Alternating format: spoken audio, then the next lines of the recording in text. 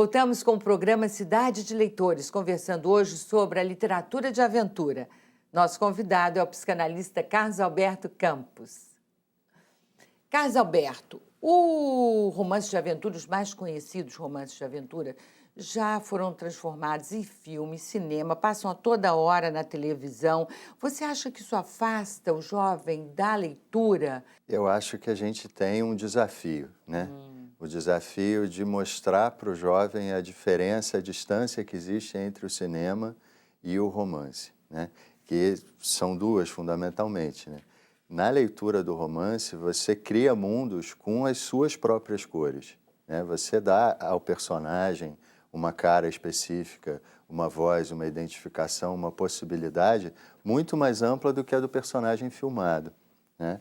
Você vê, por exemplo, um jovem que vai ler a história da Anne Frank, né? Uma história terrível, passada na guerra e tal, e tal. No livro, você encontra detalhes que você não vê em nenhuma adaptação filmada.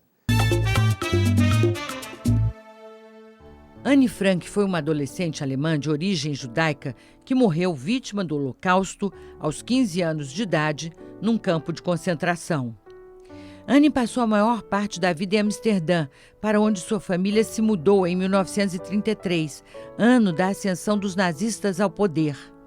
Com a eclosão da Segunda Guerra, a Holanda foi ocupada e a política de perseguição de Hitler foi estendida à população judaica residente no país.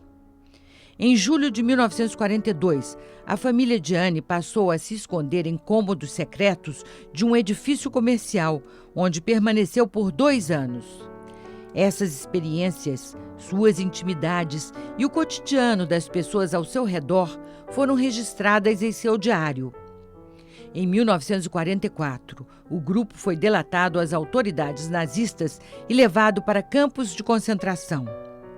Otto Frank, pai de Anne e o único sobrevivente da família, retornou a Amsterdã depois da guerra, teve acesso ao diário da filha e publicou o relato em 1947. Considerado um dos livros mais importantes do século XX, é também um dos mais traduzidos em todo o mundo. Eu acho que existe uma mudança muito grande, uma distância muito grande entre o espectador e o leitor, né? O exercício de si mesmo como espectador e o exercício de si mesmo como leitor. Quer dizer que esse tipo de ficção pode até ajudar a despertar o gosto por outro tipo de leitura. E por uma posição na vida também de mais esforço, né? Certamente por outro tipo de leitura, por uma leitura mais responsável do mundo, né? Da literatura que está sendo produzida e ofertada, mas também das notícias do cotidiano, né? Que são lidas e interpretadas e não só aceitas e reproduzidas, né? Quais são esses romances preferidos seus, os romances de aventura preferidos seus? Eu costumo acompanhar, eu tenho 3 meninos em casa, os 3 leem bastante, eu costumo acompanhar muito o que eles estão lendo. Então eu li a saga do Harry Potter, tem os livros que exploram a mitologia grega em diversas, né, o Do Caçador Raios, né? O de- Senhor Ladrão do de Raio, Raios. Ladrão de Raios. Então, tem vários personagens agora que permitem esse passeio, né? Um dos meus filhos, a partir do Ladrão de Raios, se interessou por mitologia, ele está com 11 anos. Aí leu mitologia grega, mitologia nórdica, aí pegou Como Treinar Seu Dragão, e aí você tem uma série de sagas onde você está nesse contato com os mitos e mitologias, atravessando a aventura humana, né? Que ainda não está longe de se esgotar, né? E os menores, eles preferem o quê? Ainda tem essa leitura mais fácil, né, de literatura de qualidade, mas com aventuras mais curtas, né?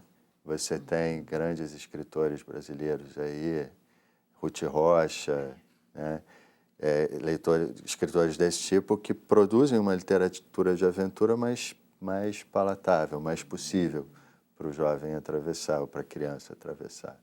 Você que é psicanalista, pode me dizer que o leitor do romance de aventura, ele guarda essa juventude por mais tempo? Essa é uma perspectiva muito interessante, muito importante. Eu acho que sim.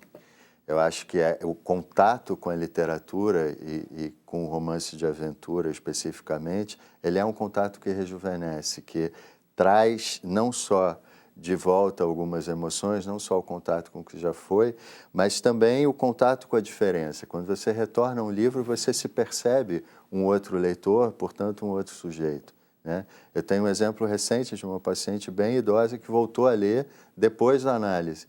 E ela fala disso, do quanto ela se sente cada vez mais em contato com a adolescente que ela foi, através da leitura e da retomada de romances de aventura especificamente.